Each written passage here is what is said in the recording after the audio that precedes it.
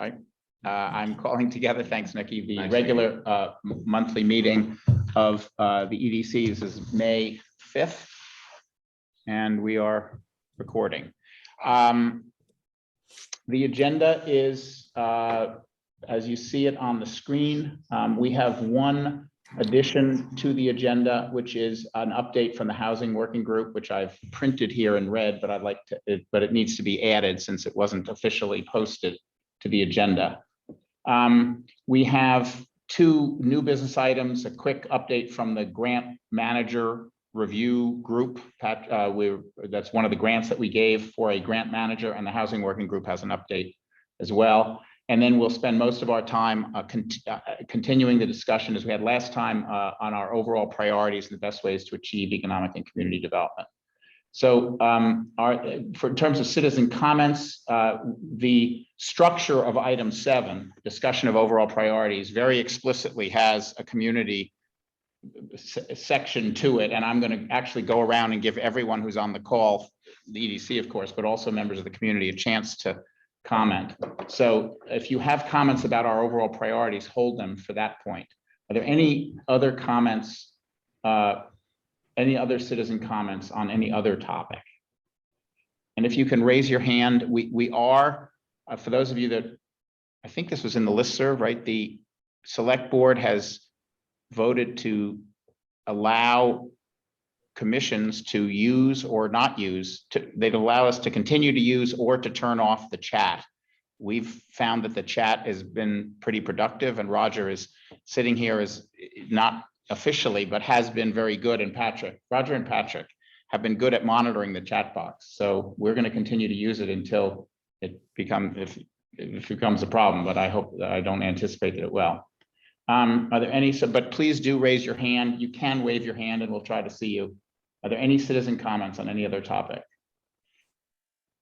Roger. I have just one very broad comment.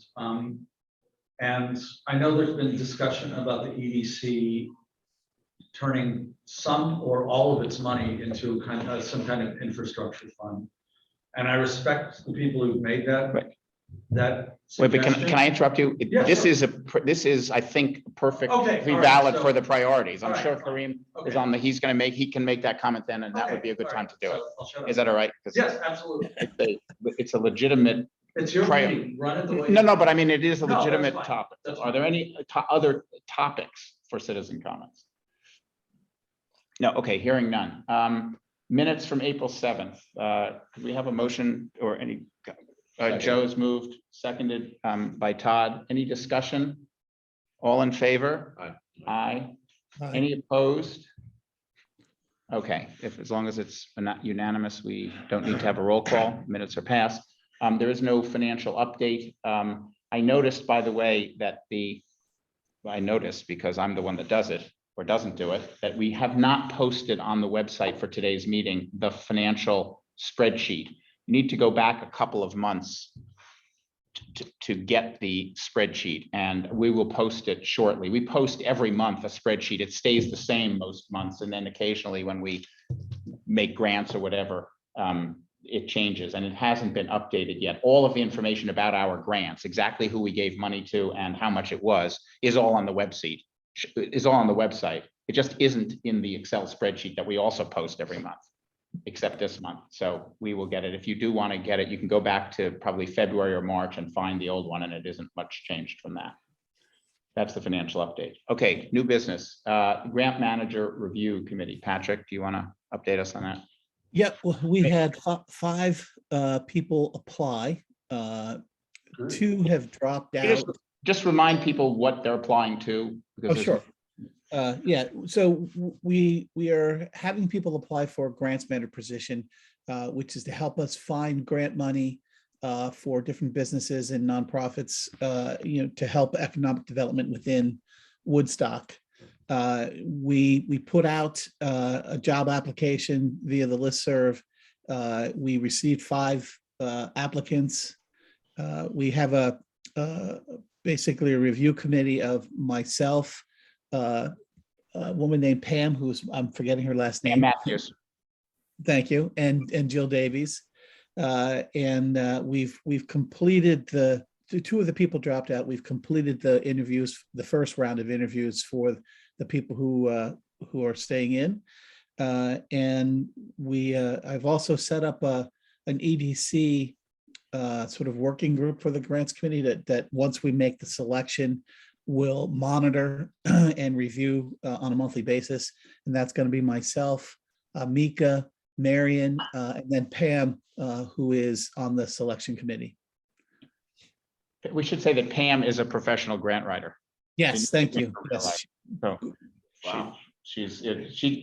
I was hoping that she would apply for the position. I haven't talked to her lately, but I don't think she has time, but I guess apparently she's willing to lend her, to volunteer her expertise to oversee it. So that's great. Yeah, she doesn't have time to apply for the position, but she's going to definitely be helping us, as we move forward.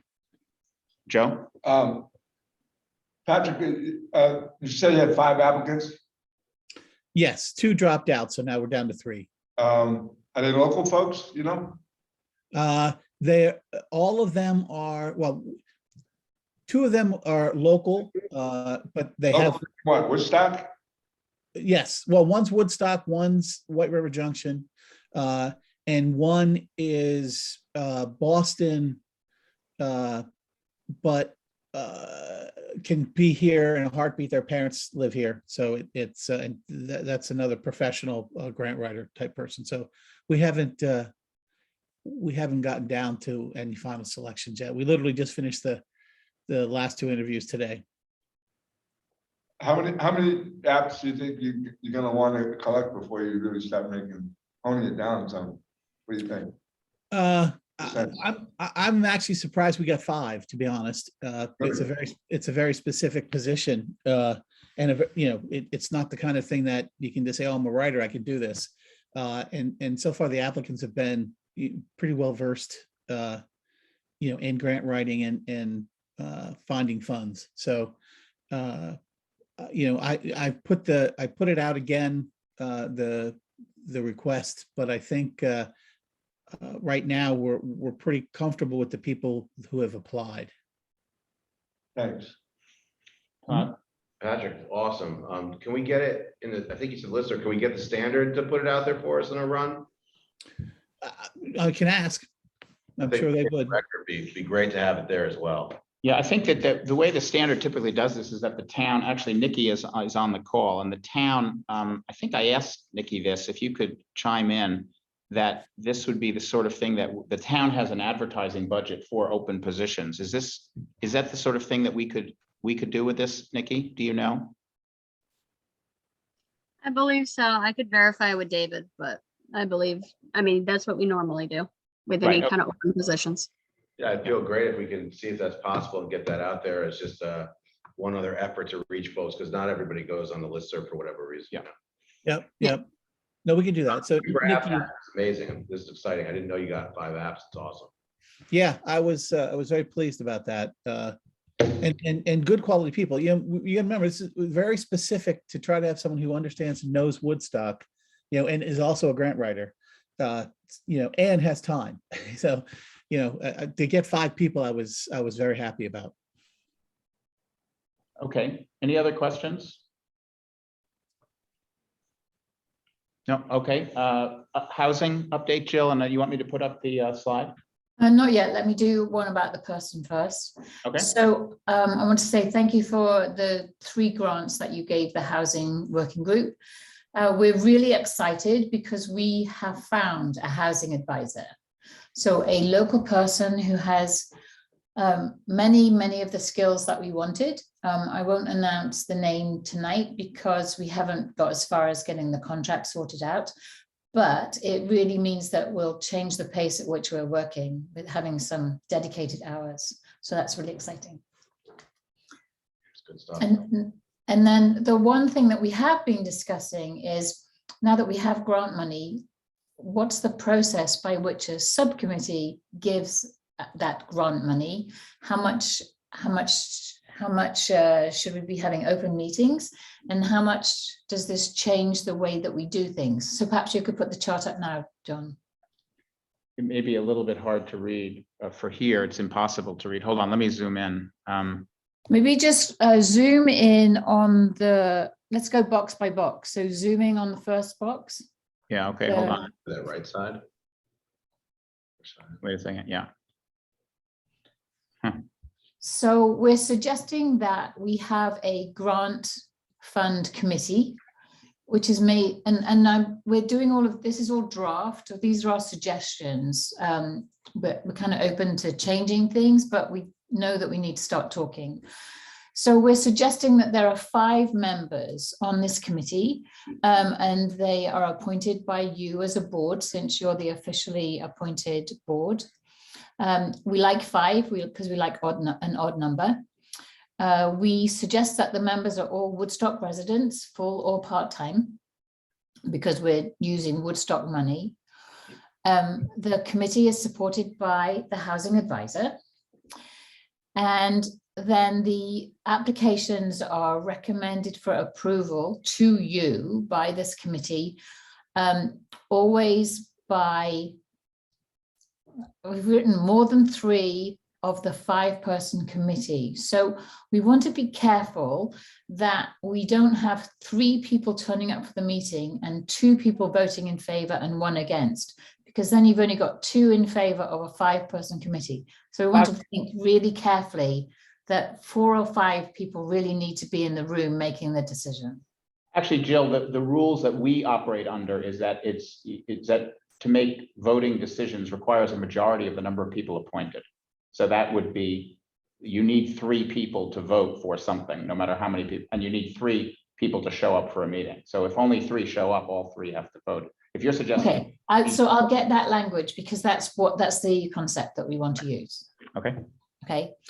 And then the committee has to promise to follow non-discrimination and no conflict of interest. And it'll be scheduled to meet regularly. So even though we may not get applications to discuss all the time, we feel like it's important to get this in people's calendars regularly. And that our grant applications will be reviewed on a first come, first served basis, but after wide publicity. Any thoughts on that? This grant fund committee covers the 2 different grant programs that we have, both short-term rental conversion and ADU construction. Yes. Yeah. Thank you. Uh, Larry? Just in terms of wording, I got a little confused by applicants recommended for approval by majority vote. Always more than 3 or So more. that's the wording that John says we can copy from something, some I don't think, document that you have. I think it's confusing to say always more than 3. No, it's You need always more 3. than. You need at least 3. Yeah. Is that right? Not always more than 3. Always more than 3, yeah, right. Just Yeah. being picky, but I think that, Jill, am I understanding that you're looking to have at least 4 people in a room to vote, so that you can have, if you have, so at least 3, well, I guess, yeah. I mean, technically, more. the way we operate, Yeah. yeah, the way we operate on commissions, and I think we have to operate this way for this one, is a majority of the appointed members need to be present in order to have a quorum. And a majority of the appointed members need to vote in favor of something in order to pass it. So that number's 3 for. That number is 3 for quorum and 3 for passing it. Right. So if there's 3 people there, everyone has to agree. So we gotta change this language out, but we Right. just understand that, Jill, you're saying, what we're saying is you want 3 people minimum to be able to make any action. Yeah. We don't want any More. decisions where just 2 people make a decision. That doesn't feel right. That lines up. We'll get the language. Okay. to you. Okay. And then John, could you scroll us down to the process that we drafted out? Yeah. Okay. So the first step would be that the applicant completes an application form with their plan and any financial information that's relevant to building an ADU or whatever financial information they think is important. The second step is that the housing advisor makes a site visit and ensures that the application is complete. Then the third step is that the funding committee meets. And right now we're thinking that that would be an open meeting. where we review the applications against criteria. So we're trying to make this as much as possible to follow criteria, so there's no judgments involved. And then we think it's appropriate to make the decisions in an executive session. And then we'd have three choices. We either approve by a majority vote, or we table the decision for more information because we haven't got enough, or we decline the application. So there would be.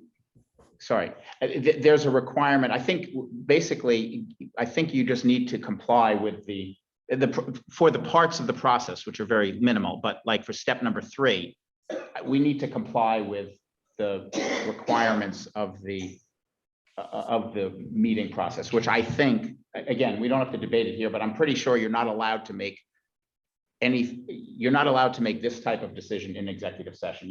You are allowed to discuss certain information like personal financial information in executive session, and that information does not have to become public. It shouldn't be. But I believe that the votes that you take have to be in public. The vote has to be public, but the discussion can be an executive session. Well, let's just basically, we just agree that we have to conform to whatever the rules are, and let's, you're not proposing to skirt the rules, so. Well, yeah, we'll reaffirm what the rules are for executive session. Right. John, Mika has a question, and so well as Kareem. Thank you, Patrick. All right. Well, sorry. Yeah, Let's just wait one second. Jill, are you at a point? Do you want to? No, let me just do the last step.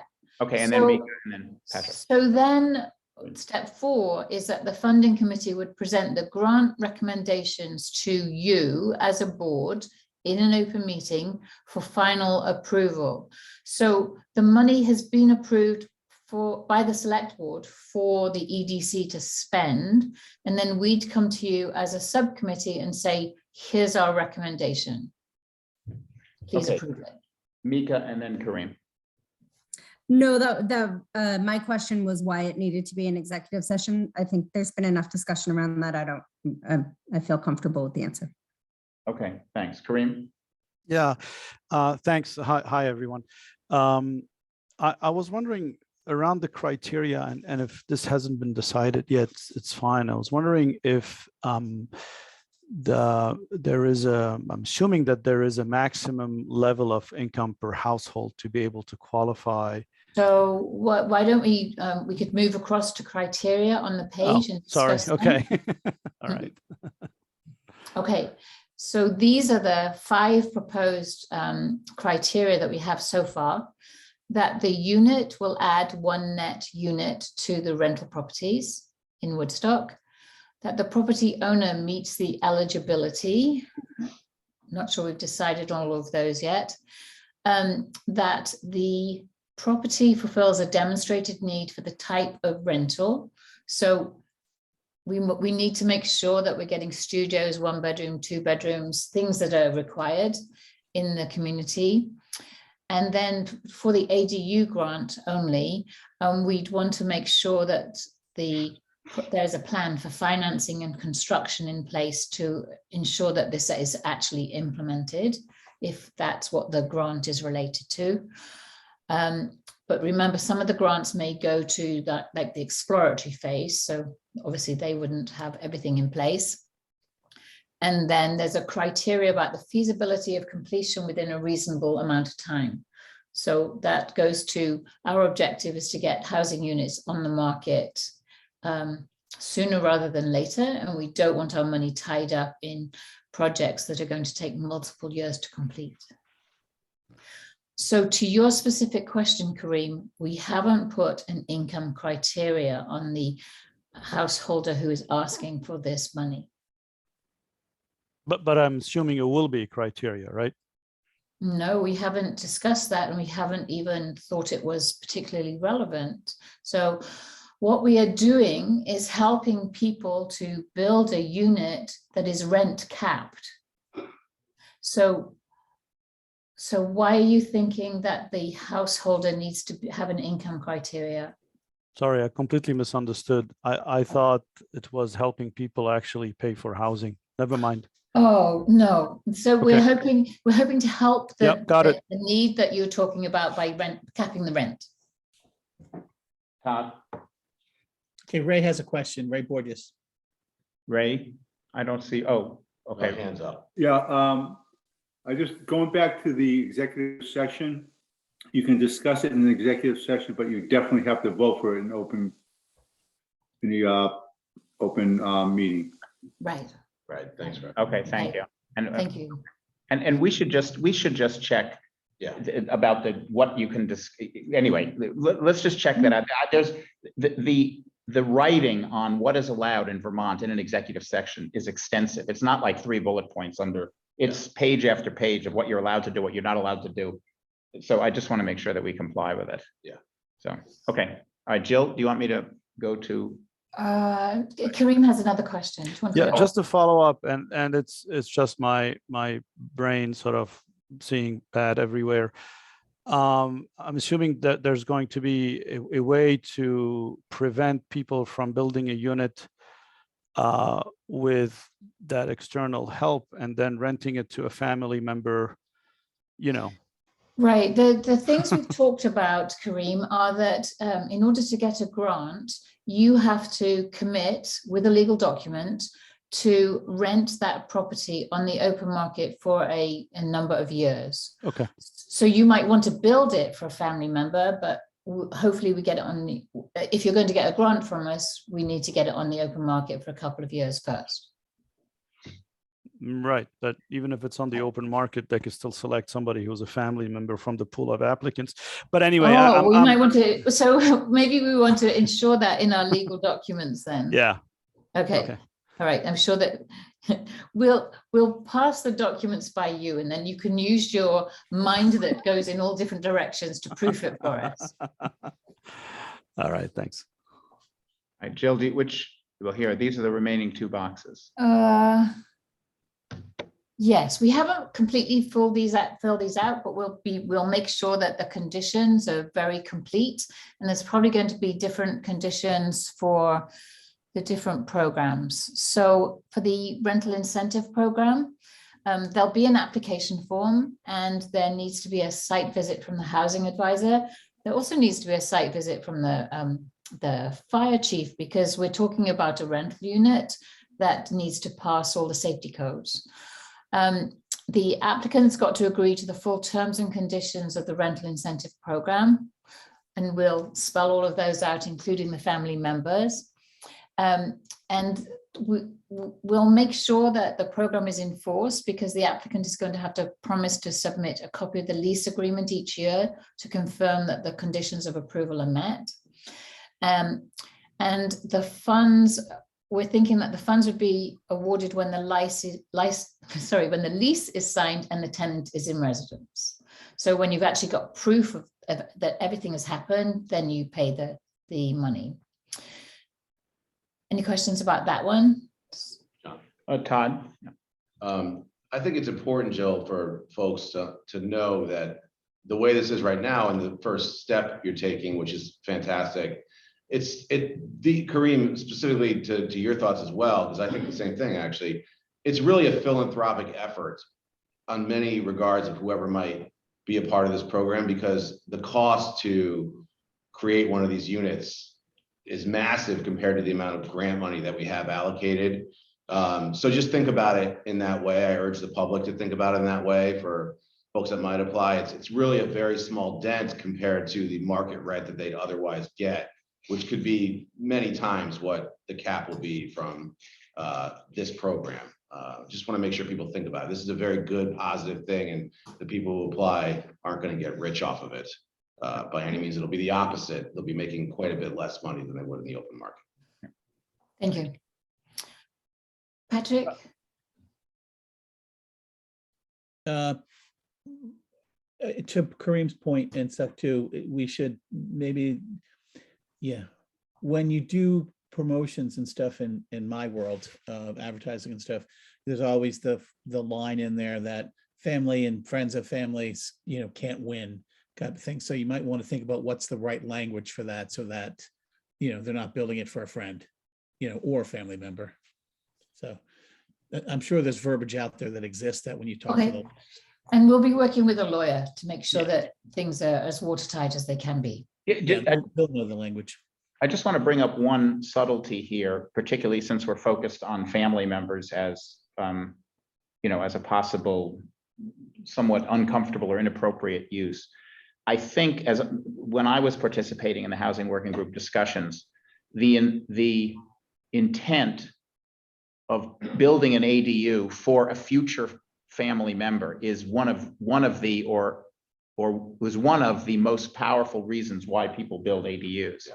So I think what we don't want to do is and I don't think anyone's suggesting it, and nor has Jill suggested that we say you can never rent this to a family member. What Jill said quite precisely is what I think our policy should be, and we need to find the language, which is we need you to have it be rented to someone else for some period of time, Yeah. so that we get something back publicly. And in fact, even when they do it for a family member, Woodstock benefits. The more people that are living here, the better, but it doesn't quite solve the housing crisis. So, but we need to understand when we interview people, when Jill and her team gathered the information about why people build ADUs, very high on the list is because, I want my child or my parents to move in at some point. So Pat, but, excuse me, John, but Yeah. doesn't that fly in the face of what Corinne and Patrick are suggesting? no, it doesn't, because what Jill, go ahead, Jill. Do you want to explain how you're threading that needle, or? Right. So what John is saying is that many people will build the ADU for a family member in future. So that could be a child, it could be a parent, could be an in-law, and that's fine. But what we want is to say, rent it on the open market for a couple of years before you use it for your own advantage. As Otherwise- opposed to you can never rent it to a family member. But That- only if you're taking a grant from us. We're very happy to work with people who want to build extra housing units for themselves. Yeah, that, I think that's the vote, if they're gonna get the grant. If they're not gonna get the grant. do what Yeah. you want. Well, but if they get a grant, there's going to be a time period, 2 years, 3 years, 5 years, whatever that time period is. And then they can rent it to the family member or whatever, but that'll Yes. be part of the agreement. Okay. Deborah has a question. Deborah, go ahead. Yeah, I think the big thing is that, we came up with the language back on the other side of it's adding a unit. So it doesn't matter if it's already existing, waiting for a family member to come in, but isn't being rented. We just want to incentivize them to put it on the market. So it's fine if it's for a family member, it's just for this period of time. Right. Whether So- it's new or it exists, put it on the market, you get the benefit from it for this period. So we wanted to extend the conversation a little bit into that. When we started speaking to you about these grants, we imagined that we were talking for the rental incentive program. We imagined we were talking about short-term rentals. And it's becoming more apparent that maybe there are units out there that are not being rented. And if we can use this money to encourage that, we'd like to do that. And just to continue that theme of things already being out there, when we're talking about accessory dwelling units, it may be that people, and in fact, we know this to be true, that people have units that could be rented, but they don't quite pass the fire code. So it may be that somebody has something that looks like a rental unit that they could spend $5,000 on, and it would become a rental unit that passes fire code. And then it might be a unit that we can get on the market within 6 months. So those are quite exciting prospects of trying to get units onto the market quickly. Okay, all right, can we wrap this up, Jill? Is it? Yes, yeah, we're done. Oh, okay, well, it didn't have to be that fast, but Okay, well, we're done unless there's any more questions. Thank you, Joe. Yeah. Are there other questions? No, This is Thanks in for all pro- your hard work, Jill. Yeah, Good work. like I know there's a whole, Yeah, thank you to all the committee for putting that together. there's a team that has been working hard on this, so that's great. Yeah, really good stuff. Okay, well, we look forward, this is one of the risks where all three of these grants, as we said, were pilot tests. And there's, I think, a lot of barriers to getting more housing on the market. And I think each of these 3 grants is probing a possible way to move the market. And we're going to find, meaning the grant, the housing advisor who would help people whether they're getting a grant or not. It's just get housing. And then the 2 grant programs for short-term rental conversion and ADU construction. And Great. so we'll see. Okay. All right, great. Thank you very much. Okay, I just want to re-emphasize that it's not Jill doing the work. There's a large group of us meeting every week to push this forwards. And hopefully then now we have a housing advisor joining us, so we'll be moving even faster. Okay, very good. All right, let's turn our attention now at 7:30. Let's turn our attention, sorry, 6:30. Let's turn our attention to the overall priorities discussion, the best way to advance the 4 words which the voters charged us with: economic and community development. So I just want to frame the discussion before we jump into it. It's hard to read this here, but you've seen this slide before. By the way, this PowerPoint presentation, as always, is on the website. But these are the 18 ways in which we have, over the years, tried to define economic and community development, just as a sort of a starting point. Here's where we want to end up. And I think we would end up here at the earliest at the end of our next meeting. And I think it will probably be reasonable to say it will be the end of the meeting after that. But this is what I would like to see where we end up, where we have a list of priorities, and they're stated in brief terms: attract new businesses and grow existing businesses, just to make that one up. That's one that, not going to surprise people. But not only does it say what the priorities are, 1, 2, and 3, and again, we don't have to have 3, we could have 1 or 2, we could have 6 or 7. I don't think we can have 15, and I don't think anyone thinks we should have 15. So we've got them, but then what we also have, and this is Michael Malick's suggestion, or my trying to implement, Michael, what you suggested a couple of meetings ago, is we need to go down to the next level. When we basically say supporting new business, what you're going to hear tonight, I can guarantee it, is people talking about supporting existing businesses and supporting new businesses. And we're going to be talking about it at that level. And that, by the way, is what we want to talk about today. But where we want to end up is at the next, is having agreement, not just on priority 1, 2, and 3, the broad themes or names of the priorities, but a specific, more specific definition, which we would get to by saying, these are the kind of things that we would do, and these are the kind of things that we would not do. And I think it's really important to say the second one as well as the first, so that we set expectations. So I'm just going to read for this one. This is an example. I think this is an example from me, and so I think I would support this, but I'm not advocating for it right now. I'm just using it as an example because it's been written out. So what would we do to attract new businesses and grow existing businesses? If we ended up this way, what we would do is we would communicate, we'd market Woodstock in a way, we have a group right now that's reaching out to businesses, and we would engage with them when they come in. Beth is here. Beth does that a lot at the chamber. We do that at the EDC. We provide them with contacts and counsel. We might provide financial incentives to new businesses that meet certain criteria, whatever those criteria would be. We might provide financial incentives to existing businesses, which, if you remember, in our last grant process, there was a lot of discussion in the community about not doing that. But we might decide that we want to do it if it was to expand capacity, if unmet demand is causing a significant problem, and it's uneconomic to expand activity. So in other words, if we don't do something, it will still have the problem, and private business is the only way to solve it. Now, I'm not saying that would happen, but if it did happen, that might be how we would define what we would do. And then here's what we would not do: provide funding to an existing business that can or should be able to obtain financing on their own, and which generates a reasonable return for the owner investor. In other words, let's not take a business where someone could invest on their own and just substitute free capital for it. Now, again, you can agree or disagree, but the point is that where we want to end up is with some relatively small number of priorities where we've agreed on the what we would do and the what we would not do through a public process. And so you can see why we're not likely to get to that tonight. And just to be clear for the public, this is just a made-up example. Yeah. This is not our policy. It's a real example, but it's not a policy. It's just, Right. it's an idea. Right. So the reason for using this specific example is to make very clear, these distinctions are subtle, right? You could say, Joe, you could say, I think we should support new businesses. And I could say, I think we could support new businesses. And we could be talking about two very different things.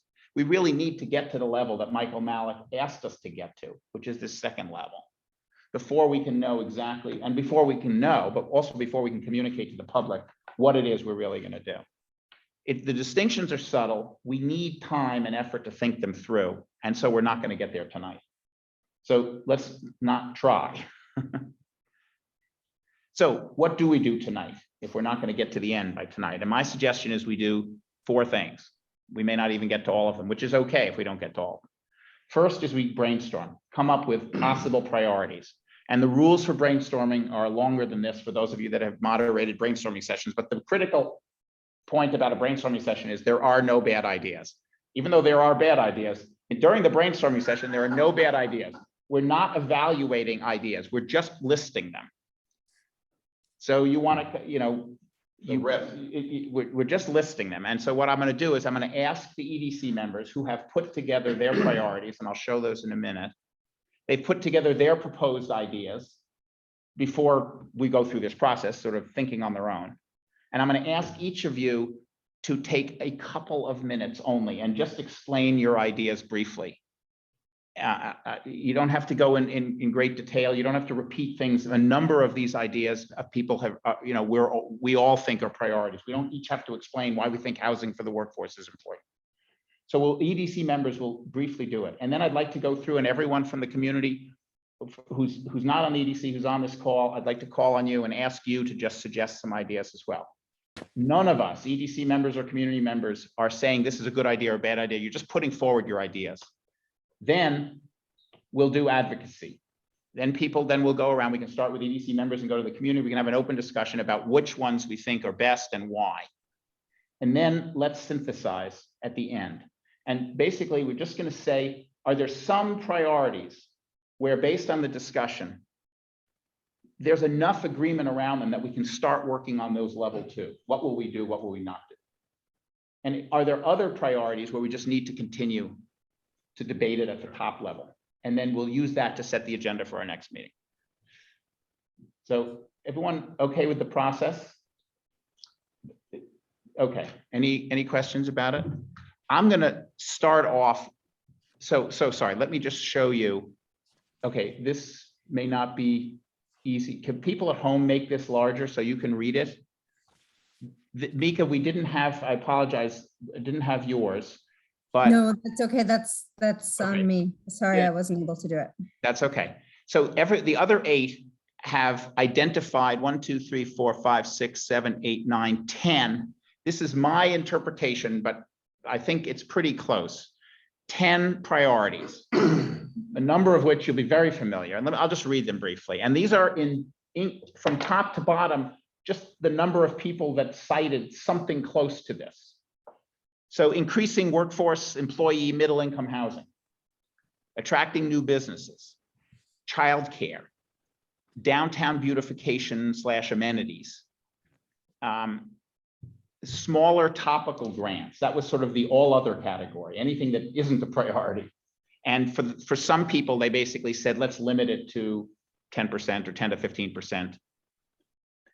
Growing events, marketing Woodstock, growing existing businesses, and then a bucket category, which may overlap with a number of the ones above. Deborah, I think this was yours. Projects which address issues that we face and affect the quality of life and community experience. For sure, childcare would fit into that. Some of the others would fit in as well. So there's some overlap. I didn't try to reconcile it. A more diverse commercial district. So that's the list. And let me just go through my list to establish a standard of brevity, which I hope my colleagues on the EDC will follow.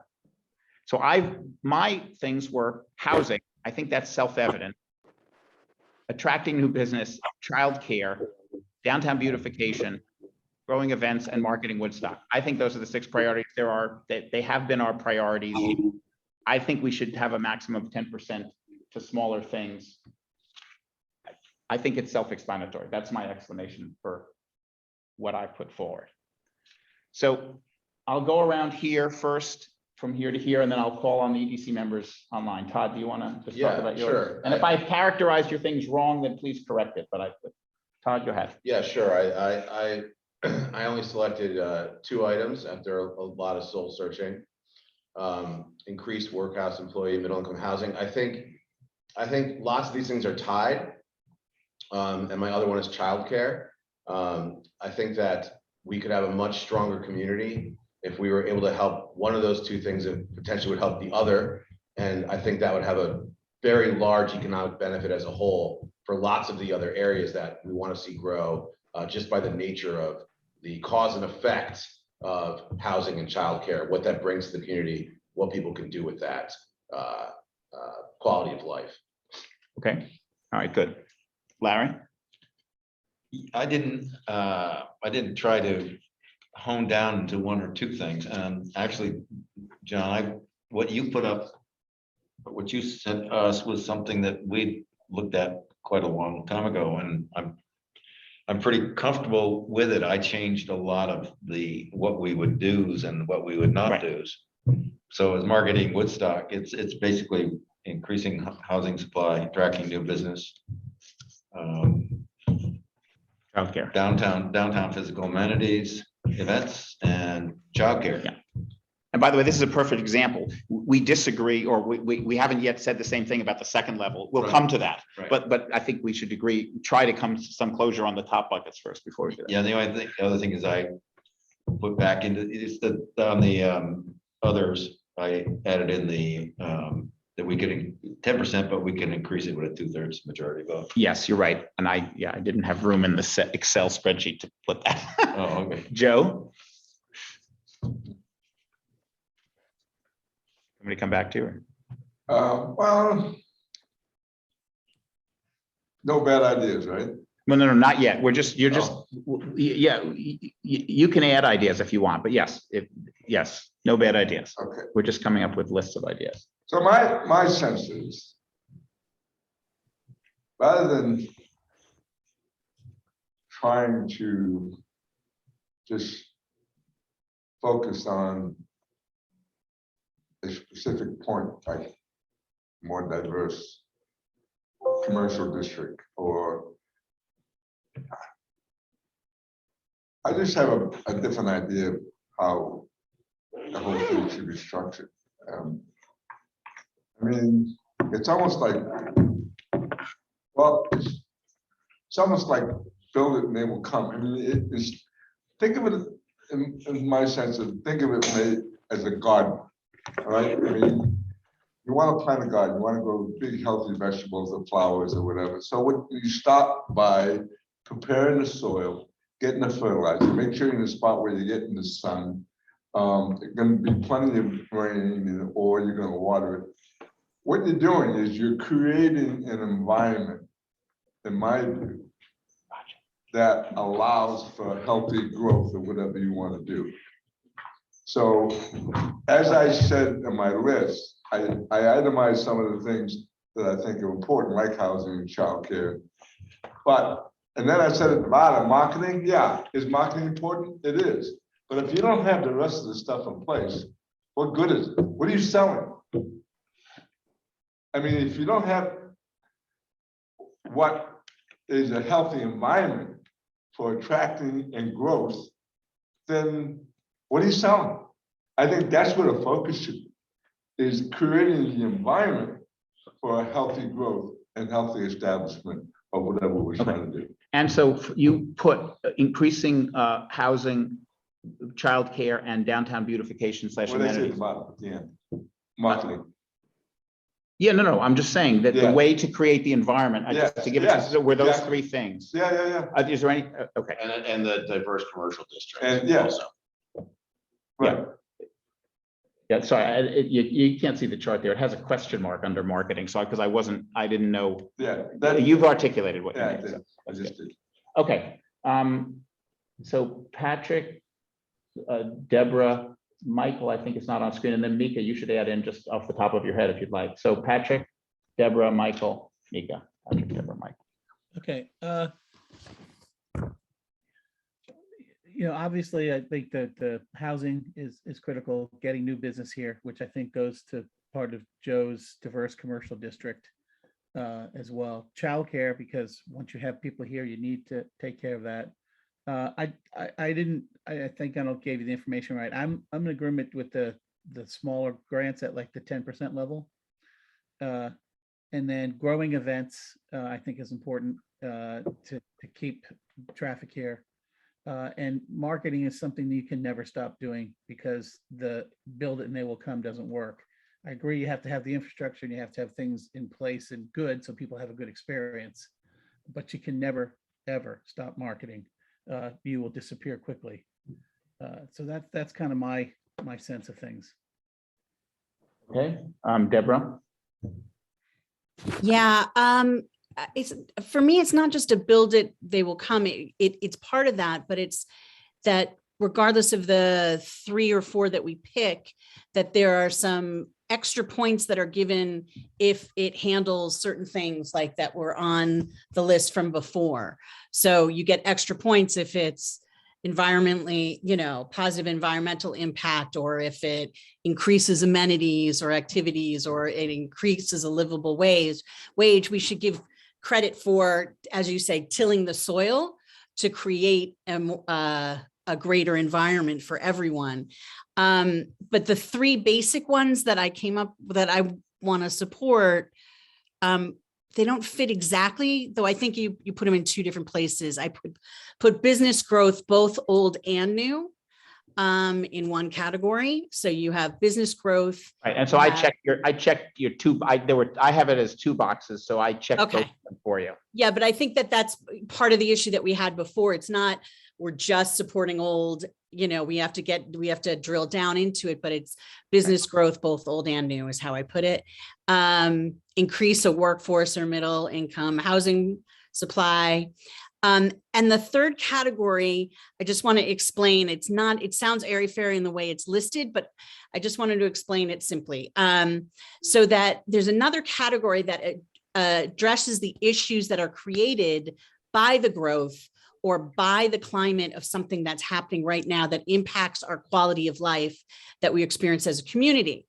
And that we can decide yearly what that is. For instance, because of COVID or other economic influences, childcare would go into that. Like we decide like that's the 3rd project, or we have another Irene or something that needs emergency assistance, or we're growing really quickly. So we need to find solutions for traffic or parking or food supply.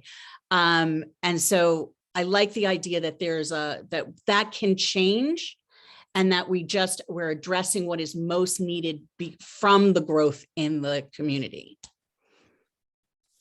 Okay, and I just want to say one thing, Deborah, just other people may not precisely know what we're talking about, but I did see your list of other factors, the other extra points for other factors. And that really is the kind of discussion that belongs at level 2, and they're very relevant to level 2. I just didn't put it in because we're not quite there yet. So to me, that's exactly what would go in there. Right. And so the extra points that I put were livable wage, employment, positive environmental impact, increase in access, increase in amenities or activities, peaceful experience, and promoting diversity. Those are all things that would, in any category, would get extra points for creating a more sustainable community. Okay, good. Michael. Oh, I don't know. I'm here. I just don't have a video. All right, no problem. Go ahead. Sorry, I've kind of been in and out of this one, so I'm still at work, but my list was pretty short. Do you have it up there, John? I do. I had you with 4 things, Michael: attracting new business, downtown beautification amenities, growing events, and growing existing businesses, or supporting existing businesses. Yeah, so I think, I didn't put like housing or childcare because, I understand that those are really important things, but I feel like we're doing a lot of things, but we're not doing a lot of things well enough. And I feel like housing needs a ton of focus and a ton of money. So I think if we were to just do one thing and just do housing, great. Then we got maybe $300,000 to $400,000, which still isn't a lot of money for housing, right? But maybe over time it would be. But and the same thing goes for childcare. I think like, yeah, we need a lot of that, but we don't know anything about it. It shouldn't be our business to do that. It should be a business or businesses coming to us for grant money to help them do what they know how to do. I don't think we need to go down that rabbit hole of trying to figure out like, how do we establish childcare in this town? I think that's not our job. So that's why I say, hey, we should stick to think more traditional economic development model. And that's kind of where my boxes are. I didn't put any secondary stuff because I feel like that's going to be another meeting or two.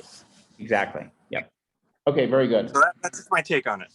All right, and Mika, you want to just Yeah, this is an interesting conversation. At first, looking at this list and listening to Joe and Todd, I felt similarly sort of initially to what they were saying there too. If you increase the workforce housing and employee housing, and if you provide childcare, then that in turn naturally helps attract new businesses and helps grow existing businesses. And if you're doing downtown beautification and making sure you're taking care of those amenities, then that helps with the marketing. It's interesting to hear your take on it, Michael, and I would agree with it. You're right. 300,000, 400,000 isn't enough for housing, and childcare is not our job necessarily, but it's still where my heart is. So I would go toward, employee housing, workforce housing, childcare, and downtown beautification, personally. Okay. All right. What I'd like to do is the EDC. Marion. Oh, Marion, sorry. I didn't have Marion on my list. Sorry. Marion, I apologize. No problem. Okay, so of course I couldn't follow the script exactly. I had to invent my own way of understanding this, but basically the way I thought about it was more of a holistic approach, which was what are the priorities? And to me, the priorities were supporting businesses old and new and making Woodstock a livable, what was the exact thing? The livable, welcoming community. Those were sort of the essential mission.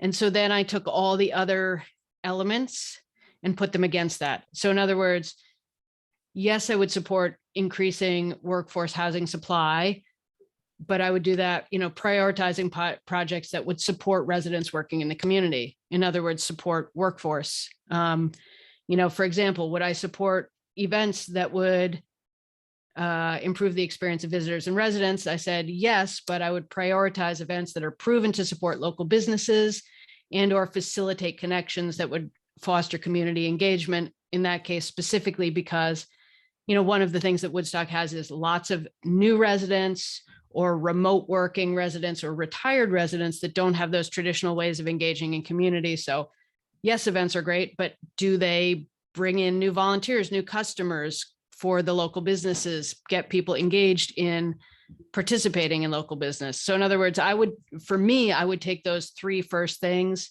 encouraging local businesses, bringing new businesses, and making the community strong. And I would sort of put everything else against those. That's the way I think about it. Okay, and I guess I did interpret that against, some of these priorities that others. I Checked a lot of boxes for Marion, John. Sorry. You checked a lot of boxes. Well, because I thought that what she was saying is using this framework. That's what she would be. Then he tried not to call on you, Marion. We've got an issue here. That's right. And I do think, by the way, Marion, that those additional levels of criteria is our perfect game for how, as we get down to like under increased housing, you would have something more specific there. And but I guess, I guess the only difference is I would sort of say there's like three priorities. This is just me, and I'm open to discussion. And then all the others are the sort of level two in my mind. You're looking for a 1-2 punch in your three things, right? You're saying, hey. I'm not talking how we would communicate this or how we would synthesize it, but I do think that when we get to discussing what would we do and what would we not do, we're going to need we're going to need to be explicit and clear because yeah, and my guess is that 3 themes are going to be antithetical to that. We may end up with 3 themes, but we need something below those 3 themes. Otherwise we just need that. Trying to. Yeah. But I we're guess- moving towards it, is my point. Right. I guess in my head, it's really one theme, which is, or 2 themes, business and quality of life. And then it is criteria based on those. That's my thinking, but I can see I'm the minority. Okay. Do something below those 3 teams. Well, I understand that, please. I think that we're talking about being specific on what we're trying to tackle. So if we have the broad heading, the next thing, the subsections are the specific things we want to decide to tackle so that we all are on the same page and with the community on what we're trying to do. Let's just take a phrase, supporting business. That was one of the 2 things that Marion talked about. And I would say, what does that mean, supporting? Well, no, here are 2 things that it could mean. Yeah. Giving money to a program like we did, or refusing to give money to a business like we did. Those were 2 specific grants that came. They were both supporting business. We Right. very clearly rejected one. And by the way, the whole community was quite adamant. I mean, the people who posted were quite adamant that we shouldn't do that. Right. And then we did And- the exact opposite with another business. Understood. And I do have some level 2 that I can. Right. And build we'll out come on to it. My level point 2. is, Yeah. I'm not agreeing or disagreeing with Marion. My point is that we will get to those other levels. But the first thing is, it seems like most people are saying we ought to support businesses. So we're gonna go A, B, and C, and then A- A, 1, 2, 3. What would, B, 1, 2, 3. exactly. And we'll say, and under A, we're gonna say, what would we do? And what would we not do? Yeah. And so we'll work through it. So that, my point is that, Marion, your framework will Yeah. come into play. It's just, Yeah. okay. Marion was looking at the 100,000-foot view, and we need to, once we have the 100,000-foot view, then we fill in the. Yeah.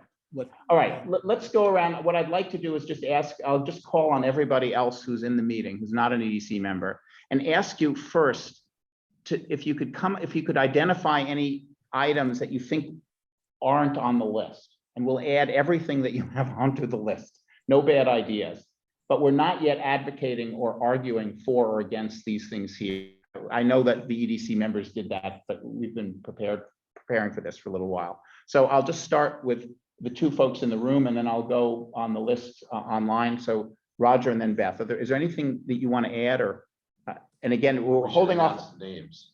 Oh, yeah, please announce your name when you're speaking, and we're not advocating yet. We're adding. And I'll call on you first when it's time to advocate. So do you have anything you want to add to the list? Yes, I think that I can't read this, but diversifying the commercial district or Yeah. whatever that says. I think that's overly limited. I think you need to add diversifying to the extent that it's possible to do the economy. Okay, let's call it that. Good. Because that's very bricks and mortar centric. Yeah, diversifying the economy. Let's just leave it at that. I think Yeah. that's at a simple level. That's broader than diversifying the commercial. And it's Roger Logan speaking, folks. Okay, all right, thank you. Roger. Beth. Beth Finlayson. I think there's some downtown facade piece that is a big element in the community that we haven't figured out. Okay. I didn't hear you, Beth. What? I think the downtown facade is a big elephant that we're not Yeah. Okay. addressing. It could be a subset of downtown amenities, but let's just record it as downtown facades to make sure that we get the point. I didn't hear the word facade. Okay. Oh, I was just going to call on Peggy, so I'll come back to her. So now just looking at the list.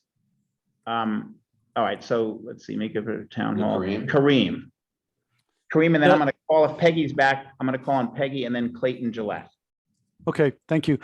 I would add one that is a little bit of an overall catch. And I'm not going to get on my soapbox tonight and drum my beat. And by the way, when I use the word infrastructure, I do it a little bit on purpose for shock and awe, just to get a reaction. What I would add, and then I'll explain myself, is a priority perhaps only over the next 3 to 5 years, right? Because we are living in a certain environment economically, and that environment is going to evolve, right? Right now, it's really tough, right? Propane prices have increased 30 to 40%, oil 60%. Our property taxes are going up. And by the way, for this place to be livable, you need to have property taxes that are also livable. So I would add something that would say that there should be at least one large initiative, perhaps, I'm advocating half the funds that the EDC gets every year, that helps alleviate property taxes. It doesn't have to be infrastructure, right?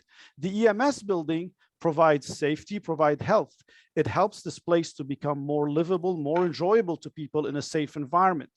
Yet, if we could take $130,000, $150,000 to help pay for that bond, it would alleviate the pressure on property taxes.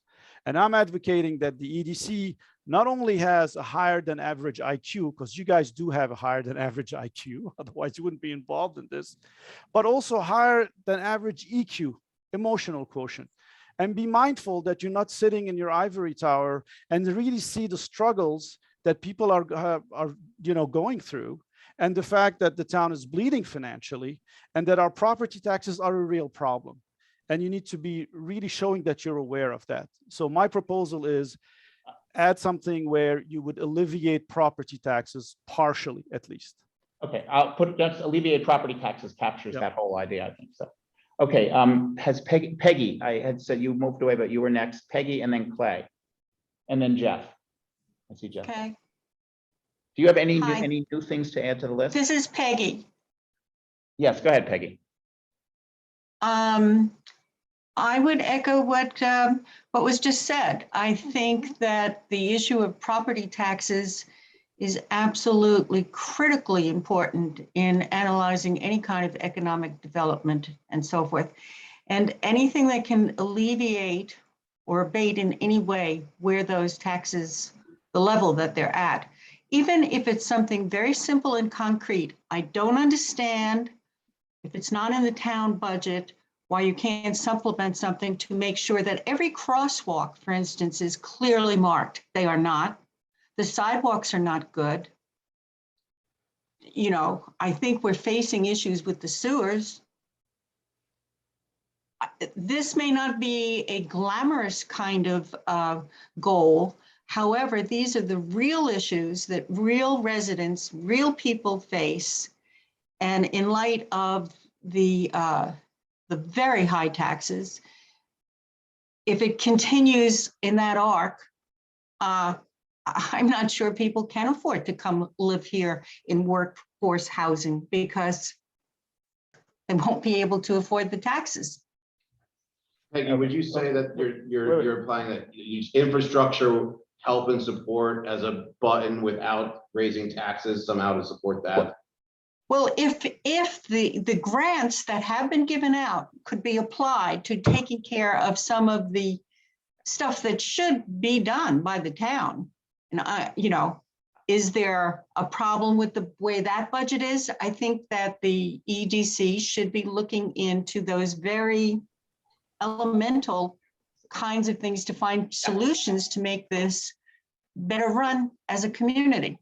I think alleviate property taxes captures the big idea, and then Peggy suggests some specific things within that, which is fine. So I'll just keep that as alleviate property taxes. She's supporting what you're saying. Okay, Sure. Clay, Jeff, and then Alice and Caffrey next. So Clay. Thanks, John. I really have nothing to add. Let me just say, because I don't know many of the people on the call, I've been a part-time property owner and resident of Woodstock for the past 12 years. I have not become deeply involved in the governance structure. I'm now finding as more and more issues rise that I'd like to become more involved. So I'm really treating this meeting and many meetings I've been attending as learning opportunities. So perhaps you'll hear from me in the future, but I appreciate the opportunity to learn from those more educated about the issues than I am at the moment. Okay, so we'll look forward to your future comments. And Allison Caffrey has Jeff, and then Allison. Allison has said the same thing. So Jeff, and then I'll pick another person. Yes. Okay. The only thing I've heard so far to add to your list would be what Beth said about downtown facades. And other than that, would advocate, but I'm not going to take the time as some others have to advocate at this time. When you make that available, I would like to advocate for some of the things you've already discussed. Thank you. We'll come to that shortly. So Allison Caffrey has also said she's listening and learning, which is great. So the next three would be Dave Brown, Laura Powell, and Ray Bourgeois. So Dave, do you want to come on to video if you can? Well, you don't have to if you don't want to, but. David, are you there? All right, well, let's come back to Dave, Laura, and then Ray. Like Jeff, I want to participate in the advocating, but Okay. thanks everybody for making this process, All right. great. Okay, Ray? Do you want to add anything to the list? No, I'm pretty well set with what I've seen and heard. Okay, and then Dave, I think Dave Brown, if you're back, we caught him technically participating, but walking away from his computer. Dave, we're gonna have to rib you for this. If you're there, maybe he's trying to unmute himself. All right. Okay, so we finished the brainstorming session. We've added a few things to the list: diversifying the economy, broadening a point, downtown facades, narrowing a point, but highlighting it, and alleviating property taxes, big category, which again, level 2, we could decide what the best use of that is. Okay. So now the rest of eternity, let's start the advocating process. And I'm just going to say that we'll go until 20 of 8. And then just arbitrarily, because we, as I say, we're not going to get to it all tonight. So that's half an hour. And I'll open it up first to EDC members, but just once. We won't kind of go back and forth because I want to give the community members a chance as well. And argue for some things if you want, argue against some things if you want, in a polite way. And let's see where this takes us. So let me start with the folks online. Well, let me start with the folks online because I started here first. Is there anyone who wants to start from the EDC first online? John, I'm just a clarifying question. Are we working to advocate for something that 3/4 or, most of the people agree with, or? You don't, you can or you don't have to. It's whatever you think is most important, I think. John, can I ask a question of somebody too, that they brought up something that I'm curious about? Yeah, absolutely. So Deborah, why don't you start? Go ahead. Oh, sorry. Yeah, I'm not ready to do my advocacy yet. I just have a question because I want clarification. Okay, go ahead. I think it was Kareem and then somebody else, I think it was Peggy, said afterwards about the property tax. I'm just wondering, have you, thank you for everything that you were saying. And have you, have you figured out what that means? You came up with a specific number that it was 1/3 of the money, I believe, would go to alleviate. And so what does that do for the average citizen? Have you, can you give us the kind of the download on that? Yeah, Peggy, if I may. So I've been pushing for that, Deborah, and I arbitrarily chose half the amount that the EDC gets, which right now is $270K in a normal year. It could be a little bit more, right? And I said, why don't we take about $135,000? And I put it in context. Okay, I know we're in a rising interest rate environment, but if we suppose that we have a 20-year bond at 2.5%, that amount annually would help cover a $2 million bond or a portion of a bond up to $2 million. Payments, annual payments. So that is one payment that the taxpayers do not have to shoulder. Okay. So what does that mean to an average citizen?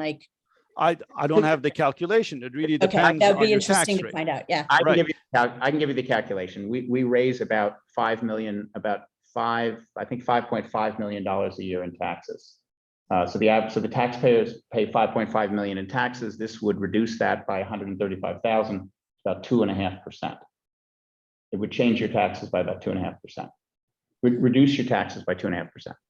Whatever the money went for, to go for capital. Well, everybody, village town. Yeah, everybody. Yeah. Everybody in the town for their property tax, not their overall tax, their property tax. Correct, just their property tax. So their overall tax would get reduced by less than 1%. Less than 1%. Well, 1%, I want to say. Well, wait, fuck.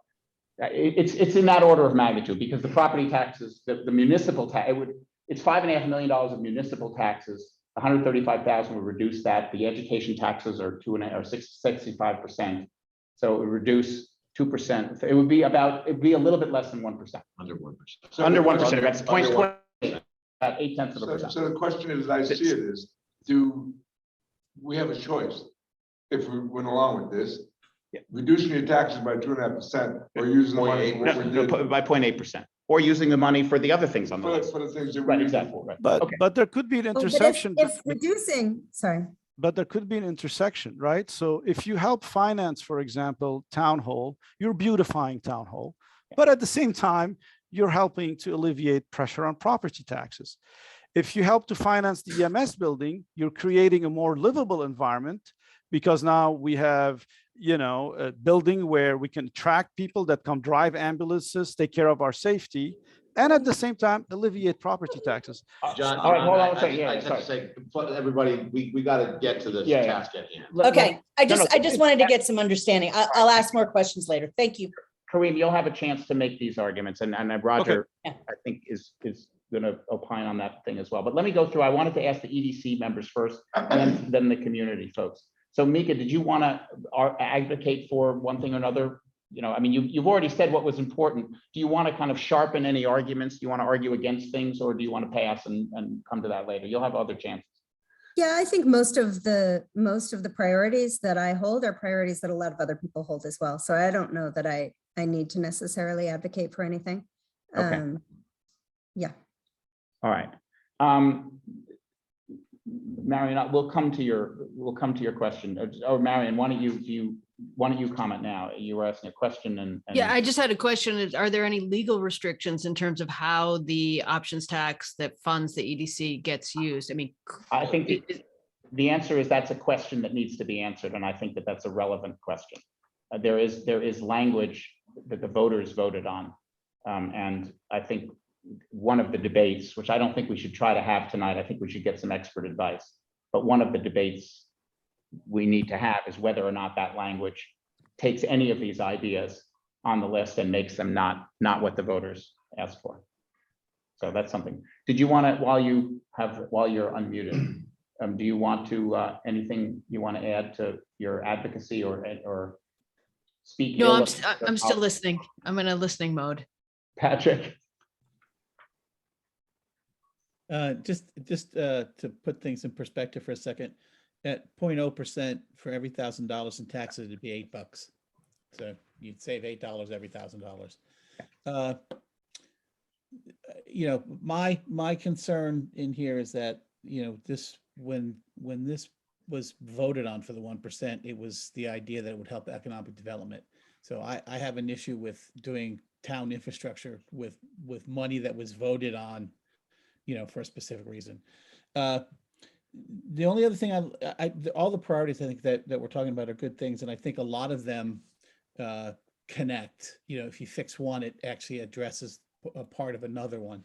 The one thing that and one of the reasons why I joined the EDC is the marketing component of this, and I agree totally with Joe that you need to have people have a good experience when they come here, and so there are things that need to be done from that end of things.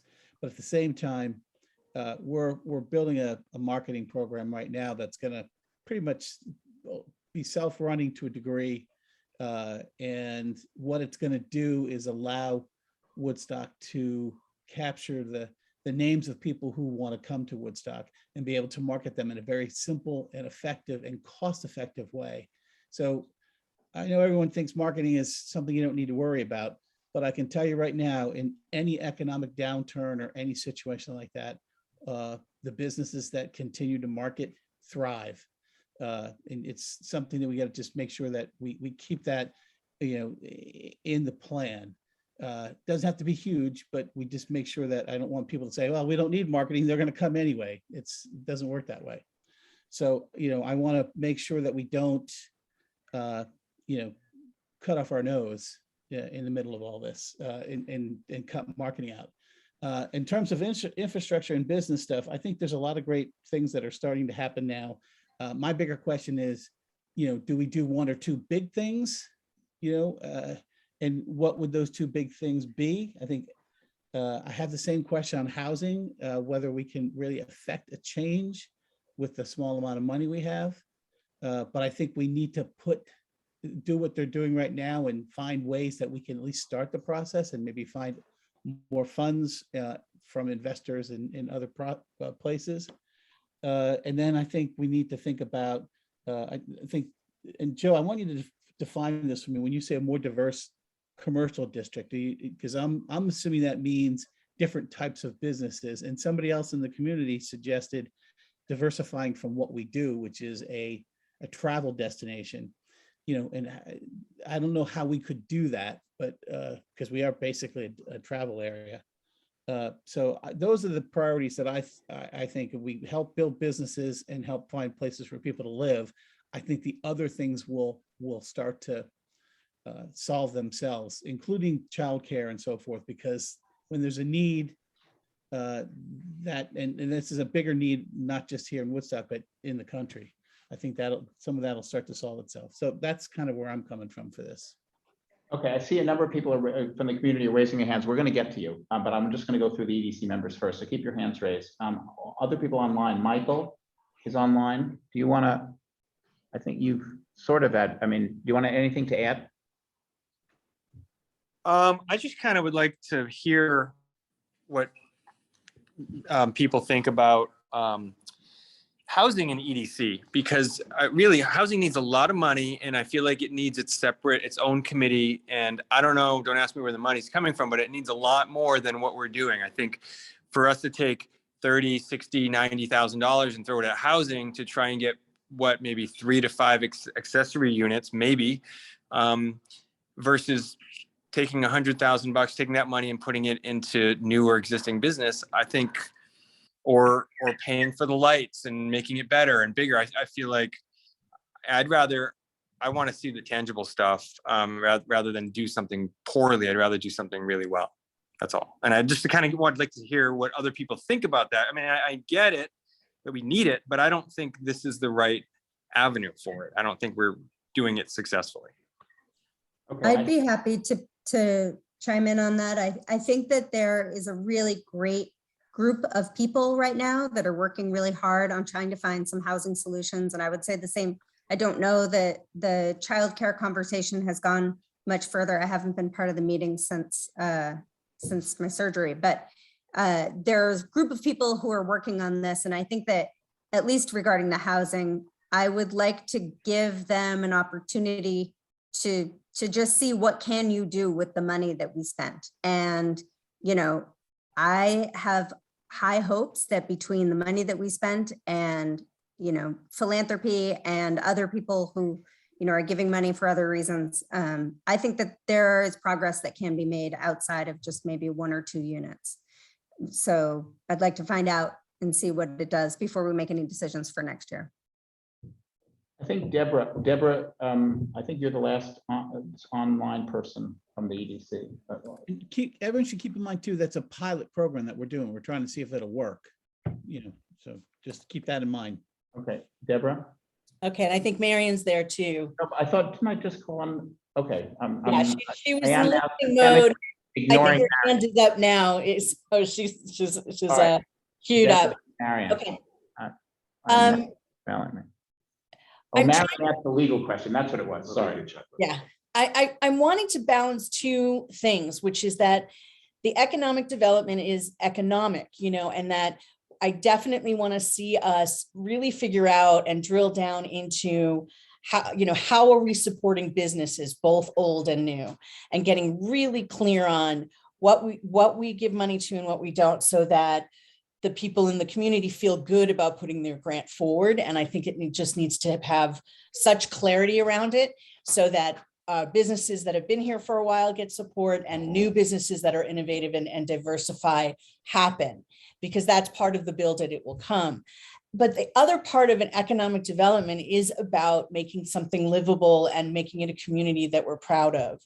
And so to me, that's where finding ways to bring in more middle income and workforce into the area. One of the arguments that I hear and I see is about this being a luxury community or a destination community. And that's what it's become over years, but it's not where it started. Part of the reason why people came here and it became a place of destination is because it was this amazing community and it was diverse. And I think we're going to lose something in the community if we don't find ways to diversify the community economically and otherwise. And so I'm all for building programs and finding support for that along with businesses. So I just want to advocate for that. And my solution to that partially was this, project for growth and things that we need. And every year, I think it will be different what's going to happen that we're going to need to be putting money towards. I think childcare is one of the big ones this year. So thank you. Okay, thanks. And okay, thanks. Deborah, just a quick, I'll tell you offline. That's fine. It's a good comment. Thank you. Marianne. Yeah, what I want to advocate for really is, I think the essential question for me, at least, is, what do existing and new businesses need? What are their biggest challenges? And I think for me, the reason that things like childcare and housing seem to bubble up is that what I understood to be one of the biggest challenges was workforce, was getting employees that could support these businesses. And I think that's, at least to my mind, where those elements came up. Now, I would love to hear more, and maybe that's something I need to do on my own, is research more. What are the biggest challenges that are getting in the way of existing and new businesses? And then, figure out things that have the broadest impact. So again, for me, the reason things like childcare seemed like good solutions is that they would support all businesses, in the sense that all businesses effectively having less expensive childcare or having affordable housing basically are the equivalent of raising wages at businesses, because it makes it cost less to live here.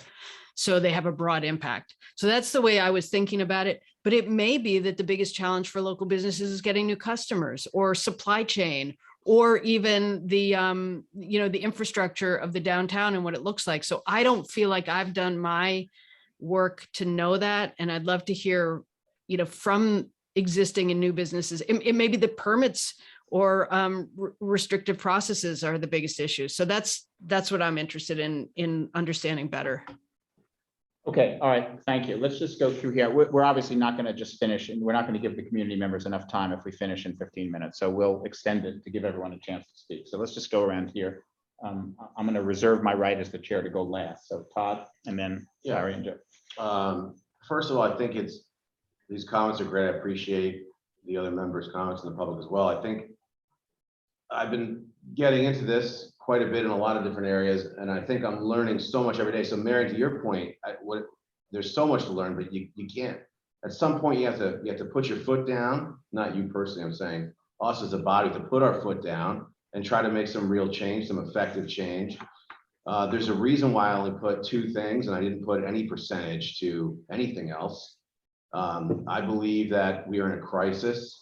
I've learned this being here 2 years. I didn't think this was true. I would argue otherwise, and I've come around from my time on this as a business owner, as an entrepreneur, as a member of the school board. We're in a real crisis. Let me explain about, to Joe's points, which I love, the seedlings of the community.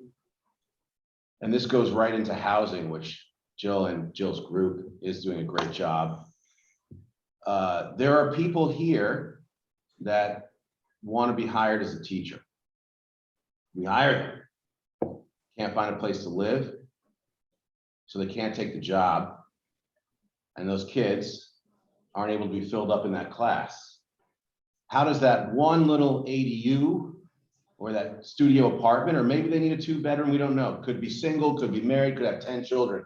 But how does that one moment, that one little piece of the community, that one house affects so many others? It's a seed, you see? So I think that we need to, whatever it might be, but I've focused on housing and childcare because I think they're truly related.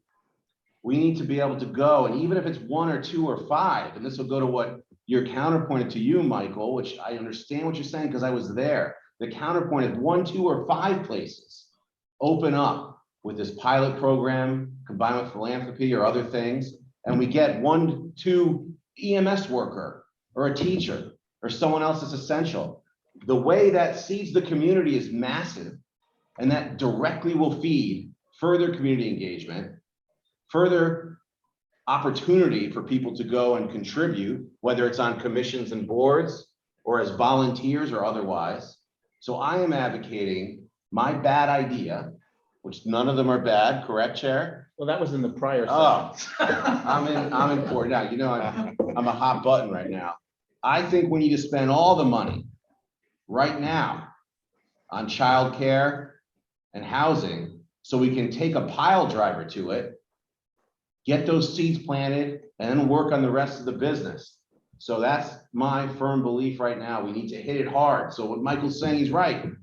We can't do 6 things. I'm saying let's do 1 or 2 things, and I advocate for these. Excellent, thank you. Larry? Wow, I don't know, I can follow that eloquence. Go ahead anyway. Oh, yeah. Just mumble. Go ahead. I mean, you're a lawyer, for goodness sake. No. I guess I would advocate for all of the things that I've written and that we've talked about, the 6 things, but I again would go towards childcare.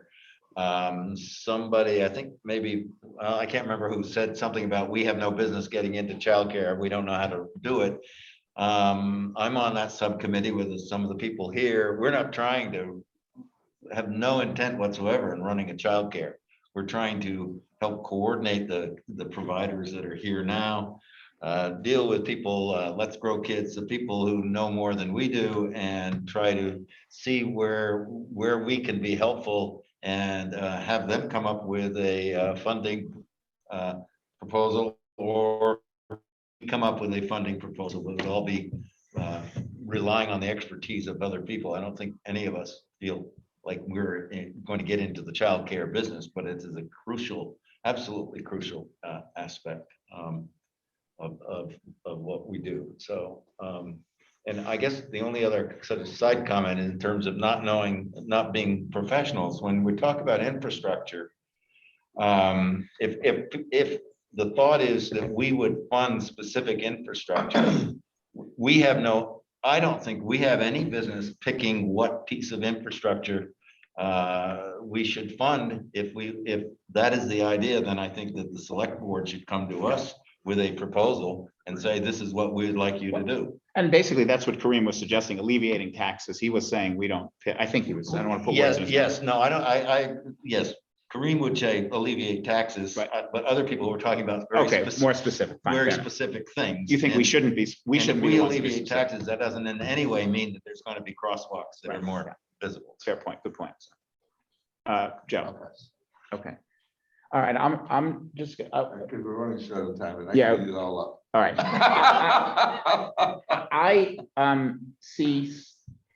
I voted for 6 priorities, but I think Michael's point and Todd's point about the need for focus is absolutely right and not inconsistent with voting for 6 things.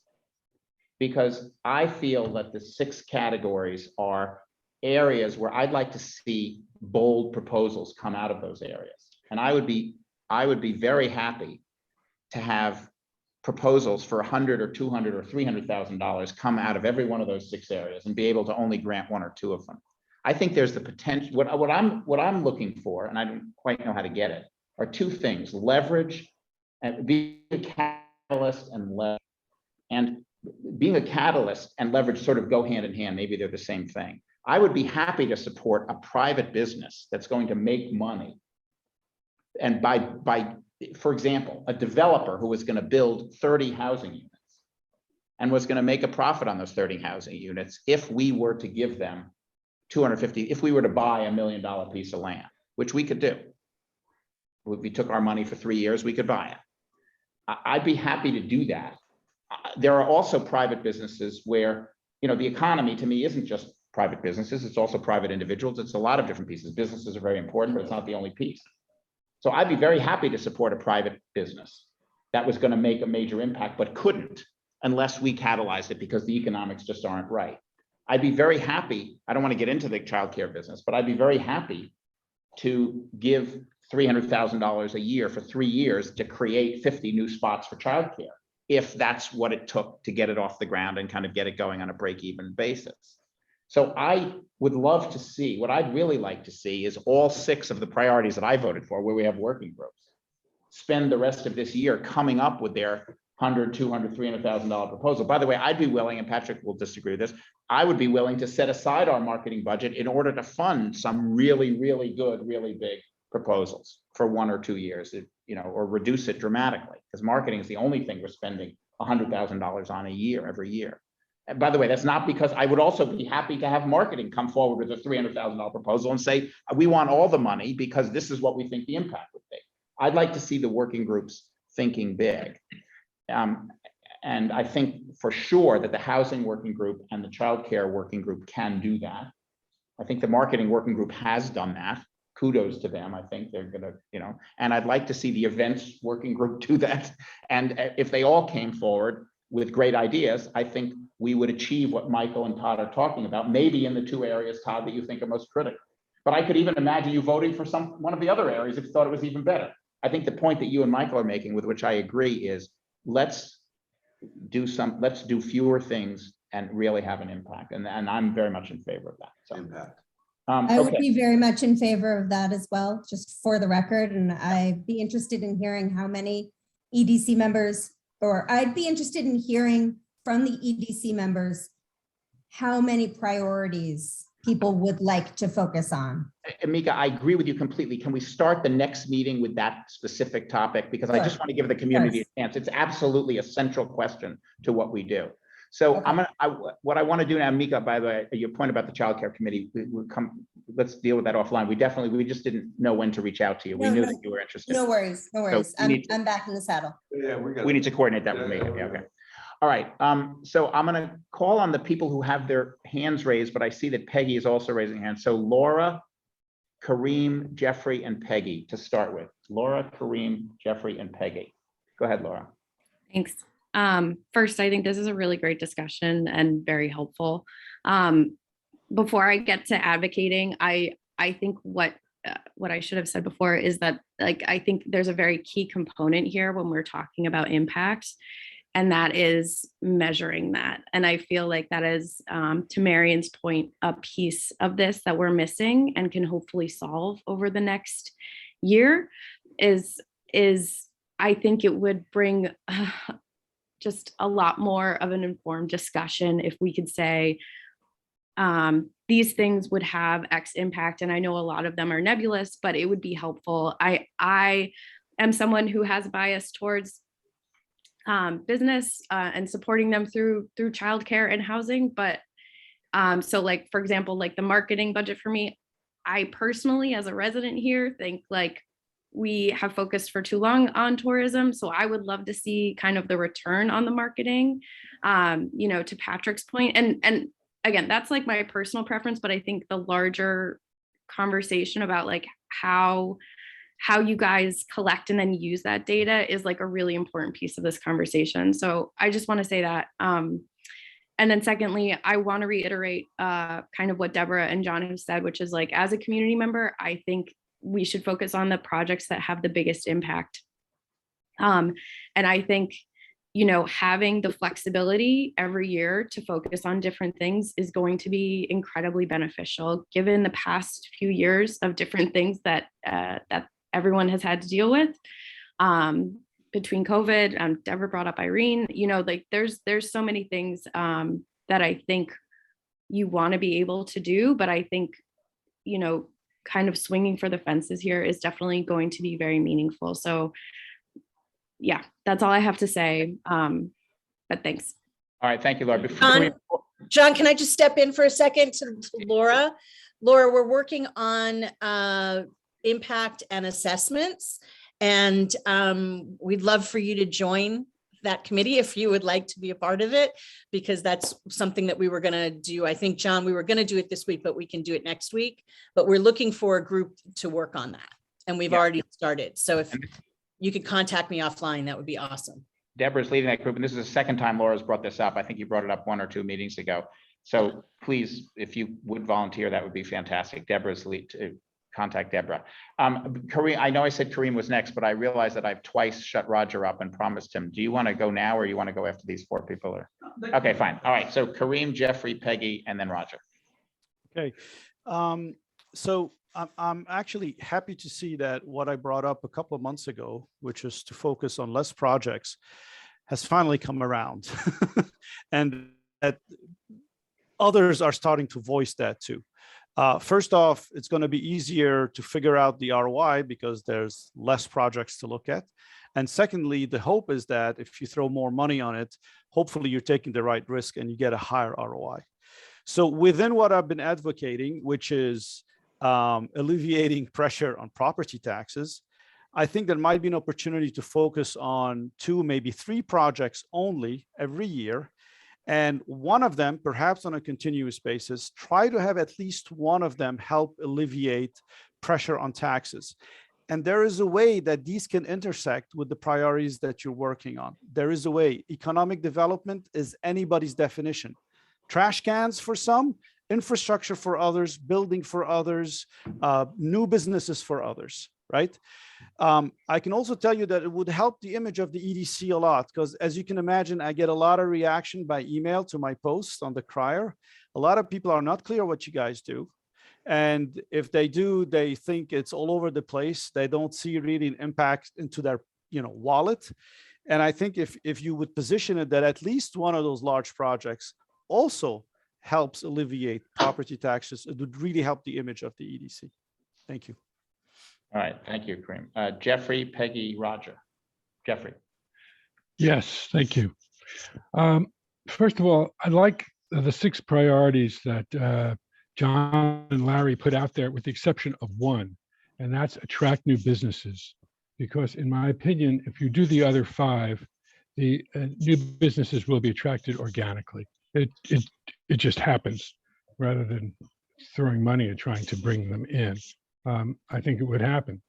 I do also believe, I've been in business for 44 years in the center of Woodstock, and I've seen many ups and downs. Last year was an up year in response to pent-up demand. Next year or 2 years from now might be a down year. I do know that marketing helps, and it supports businesses both old and new. And I think that's an important part. I also think that the plan the marketing committee has developed is a measurable one, just to speak to someone's point. And that's something new that hasn't been as strongly emphasized as the current plan does. And I think it would help us see us through good as well as tough times. As far as the others go, I'm hoping that grants can help the housing situation as well as EDC money, and that grants manager might find significant ways to help in that direction. But those are my thoughts. Thank you. Okay, very good. Thanks, Jeff. Peggy, and then Roger. Okay. Well, my thoughts in terms of how to achieve certain goals for housing issues, I would suggest looking at the zoning. I think of a building that could possibly attract a developer with the right incentives. If you turn something like the Sunset Farms building into a mixed-use building that could be both residential and businesses in there, would be very helpful in achieving certain goals that have been discussed. In terms of things that are just small things, but what I haven't heard, I've heard childcare discussed, but let's talk about kids. We have at the high school an incredible group of kids, the Change the World kids. And since you already have those flower pots, where are those flowers? Why not fill them the way the kids at the high school are the ones who do the plantings that wind up in the beautiful baskets that we have. All of these amenities, so to speak, or civic beautification projects could incorporate involving the energy the idealism of the kids that already live here. And on a smaller level, to engage younger children, that you could take maybe part of Vale Field or maybe part of the East End Park and create a designated children's garden, a Woodstock children's garden, where little children, you could have events where there's a bulb planting in the fall, where there are all kinds of, these are not expensive things to do. And just capture the energy that we already have here, which is what attracts other people to want to come here. Okay. And that's all. All right, thanks, Peggy. Thank you. Roger? Can you speak up, or maybe do you want to just come? I'm just a little nervous. Sure. So I'm glad to hear all this emphasis on going big, because I think that's an absolutely critical direction to go in. I do disagree with Kareem about taking some of this money and putting it into town infrastructure projects or giving it to the town or somehow. I think that's the responsibility of the town. I think that if the town is having problems managing its fiscal life, then that's something we as citizens need to address with the town. And I think the EDC should serve the R&D function for this town to a considerable extent. That what? R&D, research and development. That this is the only pot of money that's available to do things that are trying something out and innovative, and maybe it won't work and maybe it will work. So I agree, go big. The small things are where trouble happens, garbage cans and flower pots and things like that. And again, all of these were perfectly understandable initiatives to take, but I think it's time to be very strategic. And if my disagreement with Kareem requires that we be strategic, otherwise we might as well take all the money and alleviate taxes to some extent. So my thought is go big, don't do small projects, don't fund something year after year after year unless it's a multi-year project, like building a housing infrastructure or figuring out a way to do childcare. So that way the EDC becomes a strategic builder for the town in a way that I think it has certainly tried to do, but I think, there have been, it hasn't quite gotten there yet. And personally, I would de-emphasize both marketing and downtown improvement. Lots and lots and lots of money have gone into those two areas over the years. I don't think that they have made the kind of difference that justifies the amount of money that's been spent on them, which is not to say that nothing should go to them, but I think they should be de-emphasized. And I also think that you should implement the loan program now.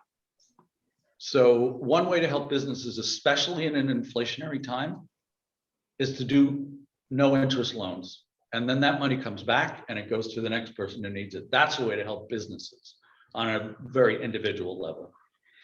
Thanks. Okay, excellent. Thank you. John, I never had an opportunity. Yeah, Joe, go ahead. If I may. Yep. And then I can't see, is that Mika? Joe and then Mika. Oh, let me just say that I think Teagle's Landing would be something that I would set aside from the downtown improvement. I think that was a high impact, successful project. And I think that's the kind of thing you should be looking at. As I think a lot of you said, big impact, big projects. Okay. Joe and then Mika. I think it was in the second year, maybe the third year of the EDC's existence, where the concept of focusing on big projects was suggested and adopted by the EDC then, and it just faded away. And I'm sorry it did. I think re-examining that concept and going forward on it is, I'm totally in favor of that. Totally in favor of that. just so it was an idea that was tried to be adopted many years ago, and it just didn't happen. I'm glad, very pleased that we're re-examining it and making the decision to do just that. So I just wanted to throw that in. Joe, I missed what you didn't quite come in when what are you advocating? What did they do? I'm sorry. You just speak loud. Hey, speak louder. Just what was he advocating? What was the thing? Is it the Big projects. Big projects. Okay, that's fine. That's all I needed. Thank you. Thank you. Mika. I didn't hear that big project thing, so I didn't know what you were advocating. Big, Mika. What was my question? Oh, Roger, I was seconding the question about the comment about the loan program. I'd love to know where we're at with that. I do think that that's a really important, thanks Kareem, thanks for being here. I do think that's a really important program, and I'd like to know, or personally, I'd like to know where we're at. Yeah, we have just a very quick answer. We have a grant to spend the funds to design the program. And so we have to get that started. We haven't yet, but we've Gotcha. granted $4,500 to pay for the legal fees, which is what we think is. Oh, right. I remember now. I remember. Yep. Thank you. Okay. All right. Are there any other comments? Beth. Oh, Beth, sorry. That's okay. I'm not going to advocate. Can you just speak loud or comment? I think that you all have, sounds like a direction, and I can support any of that direction. I'm just, I somehow think that we need to also have some of the history. Thank you to Susie, who talked about the meeting 3 years ago. Unfortunately, it was 3 years ago that we did the pizza and the dots and we came up with priorities, and we've done 2 of them. We've done 4 out of the top 5. 4 out of the top 5, since you brought it up, the top 5 at that meeting were Teagle's Landing. Right. Right. The information, this is not in order. Teagle's Landing, the information center on the green. Trash cans, the River Walk Trail, and renovating the green. Okay. We did the first. Renovating the green was the only one we haven't done. We haven't renovated the green because the first estimate, this was 4 years ago, it was going to cost $750,000. Yeah. So we've done 4 out of the top 5. And so I didn't want to cut you off, but that's. No, I just want people to know that you guys haven't been operating, that even though it took a while, you're not operating in a vacuum. You're following through with things. Yeah, I just want to say that Kareem is not on here anymore. By the way, to his point that it would help the EDC's reputation. The people who come to meetings are the ones who understand, who are contributing and are contributing to better solutions and ideas. And the people who don't come to meetings, who I think largely are the ones who are complaining that they don't understand what's going on. And by the way, they may have legitimate. Some people who come to meetings may say, including some of us, that we're doing too many small things and we want to do bigger things. But if that meeting that we held 3 years ago was proof that there will always be people who disagree with and think we're doing the wrong things. There were 40 people at that meeting. There were 34 ideas that were put up. There was one idea, which is amazing to me that there was one. I would have assumed there was 0. There was one idea that 40 people out of 40 people agreed on. Teagle's Landing. Teagle's Landing. Every single other, and by the way, I have. What happened? Well, no, by the way, still got mad. No, I have received calls from people who say, "How could you possibly renovate Teagle's Landing? It was in perfectly good shape." Yeah. So, well, I got calls and said, "Why are you spending $85,000? You can do it in 5." Right.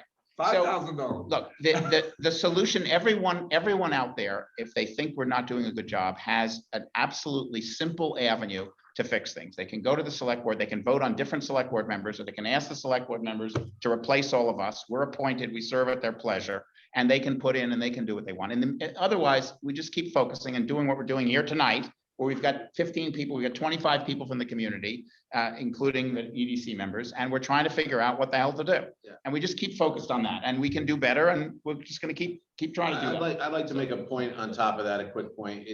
I wouldn't run it the way you run it, but you're better because you let everyone have more than the 2 minutes, more than this, you change the timing. Yeah. We all have things to do. People talk about volunteering. We're all volunteering. We can be replaced.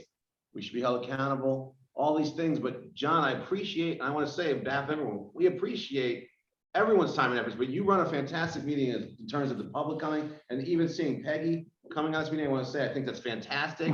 Peggy has come to meetings before. For me, it's just new for me. I want to see as much public engagement and debate as possible, so we can make the most informed decisions.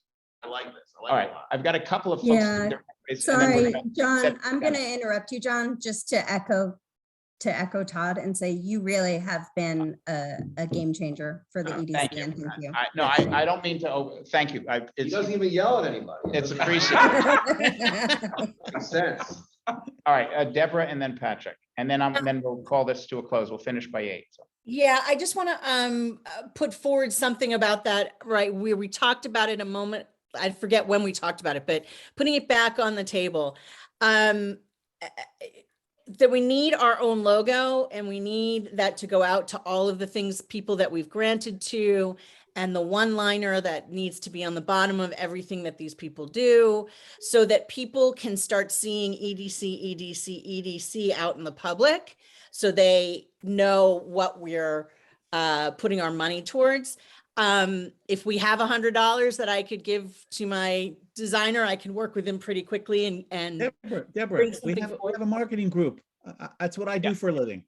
Okay, well then here you go. I mean, Patrick, I'd love to talk to, let's get that done so that that goes out into the world and people can start going, oh, EDC did this and this and this. Yes, So I I think like, let's just get her done and get her done. That's a good my thought. idea. All right, thank Patrick. Will you follow up with Deborah on that? So, Yep, I will, absolutely. And Patrick, go ahead. the one thing that I want to point out, we haven't spent $100,000 on marketing. It's spent $100,000 over 3 years of budget. But we're putting together a system that will be measurable. I think that's really important. I think people have said that they've spent too much money on marketing in the past. I would totally agree, because they put nothing in place that was measurable. They just shotgun things out. Oh, will this work? Will this work? We're putting together a plan and a system that is going to be trackable, measurable. We'll know what worked. We'll know what didn't work. We'll be able to make adjustments. We can turn it up. We can turn it down. It's going to give us a system that will keep us in marketing, even in times when maybe we don't need to have as much, and maybe there are times we need to have more. But I want to emphasize, you don't have a town like Woodstock without letting people know you're here. And a big way that happens is the marketing and the advertising. How many times have we had people call the marketing group or call Beth at the chamber to get the stuff to talk about us? You have to be out there, but you do have to have something that's measurable, and that's what we're building, and that we're going to be launching this summer. So I just want to make sure that everyone understands that, measure is important. I totally agree with that. Any project we do, we need to be able to measure it, because if you can't measure it, you're wasting your money. And hopefully Laura Powell and Deborah and a few others will work on that impact thing for all the grants, not just for marketing. Yeah. Okay, we're at the end, and we said that we would set an agenda for the next meeting. So here, I want to give this some more thought, but just off the top of my head, a couple of things. First of all, Mika posed a question, which is a theme, I think, one of the themes for the next meeting, which is going big. What does that mean? How many projects should we be supporting? And what does it mean? What are the implications of going big? And I want to add to that something that we should all reflect on, because why haven't Joe said, to your point, we've been talking about this since apparently before I was on the EDC.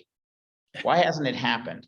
Well, let's think about how many proposals. I know the answer to this question. How many proposals have we received that were in excess of $100,000? We've made 99 grants. We've received, I'm guessing, another 100 proposals. So we've got 200 proposals have come forward from whatever source. Does anyone know how many of them are more than $100,000? Can I take a shot at that? Yeah. One, as far as I know. What's the second one? This year's marketing proposal, which as Patrick pointed out, was over 3 years. What's another one? Didn't we spend at least that amount of money on, it wasn't called marketing? Oh, the website. Yeah. Yeah, okay, fine. It could be. That was way before my time. All right, so 2 out of 200. So what I think we need to do, I'm not trying to place blame or one of the things I think we need to observe is that the natural order of things is not to generate, whether it's us or anyone else in the community, is not to generate big proposals. So we can say, oh, we could go big, but we need something to go big on. So we don't have to solve it tonight. We're going to need to talk next time about what do we need to do to get big proposals to come forward from the community, from the EDC, from a combination, whatever. Because if we don't have big proposals, we can't go big. That's one thing. And the second agenda item, and I think we should start with that actually, because I think we should start with that. And the second item, I think, is to frankly continue, but to get narrower a bit on these priorities that we've talked about. I think some consensus, I don't want to declare what the consensus is yet, but a few of these things, most people are saying we should do. And some of the other things, some people are saying we should do, and some are concerned about it. So let's try the next meeting to see if we can divide those into 2 categories. Ones that by and large, we all agree, so that we can start working on the details of what do we mean by housing. That would be one of them. What do we mean by childcare? I think those are 2 that most people support, however you articulate it, whether it's Marion's framework or Deborah's framework or this framework. Right. And then there are some which are more where there's multiple points of view. Let's see if we can divide next time those things into 2 buckets so that some group of us can start working on the handful of them to get more detailed, and we can continue to debate the ones that are debatable. So, Joe. I think this is absolutely great that we're talking like this and we're headed in this direction, and I couldn't be happier. I think it's important that we don't forget one of the things that we spoke about last was accountability for these grants that we have given. So Deborah is working. Deborah may have stepped away or her lights are off. I can't tell. No, it just got dark. Hi, I'm here. Oh, okay. Oh, that's right. Yeah. So Deborah is coming. We didn't have time today, but Deborah is working on a proposal to reflect, taking into account the things we've done before, working on a proposal for setting up a group to look at the impact of the grants we just made. I think we've suggested in terms of the grantees reporting to us. Yes. I hate the word of reporting, that's terrible, but Yeah. enlightening us on what's happening with the money. Exactly. Is Deborah, would you agree with that? Is that what you're? Yeah, and we'll get into that more. We'll do, because it's 8 now. So we'll get into it next week. And I'd love to get a couple people on it to go over what we came up with.